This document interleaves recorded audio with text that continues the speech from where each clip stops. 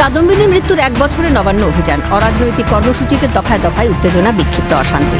পুলিশের হাতে আক্রান্ত হওয়ার দাবি কাদম্বিনীর মা বাবার, আর এই নিয়েই বাড়ছে রাজনৈতিক তরজা। বিজেপি নেত্রী ভারতী ঘোষ মুখ্যমন্ত্রী মমতা বন্দ্যোপাধ্যায়ের পদত্যাগের দাবি করলেন।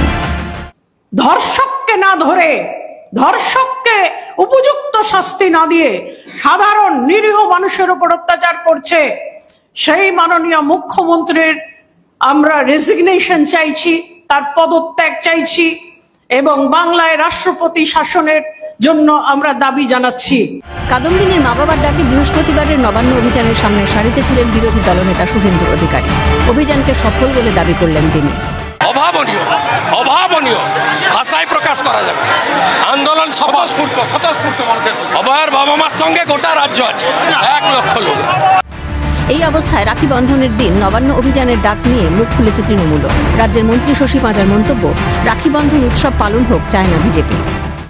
কে তৈরি করলো? ভারতীয় জনতা পার্টি।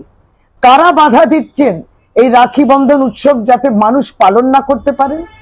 মানুষ বেরিয়েছেন আজকে রাখি বন্ধন করবেন, কিন্তু বিজেপি যার অরাজকতা রাস্তায় করলেন, বিশৃঙ্খলা তৈরি করলেন, তারা এই উৎসবটা মানুষ পালন করুক সেটাও তারা চান না।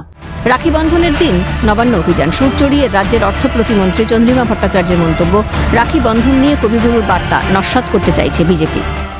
কবিগুরু রবীন্দ্রনাথ ঠাকুর 1905 সালে কলকাতার রাস্তায় নেমেছিলেন, হেঁটেছিলেন সৌহার্দ্য ও সম্প্রীতির বার্তা দিতে।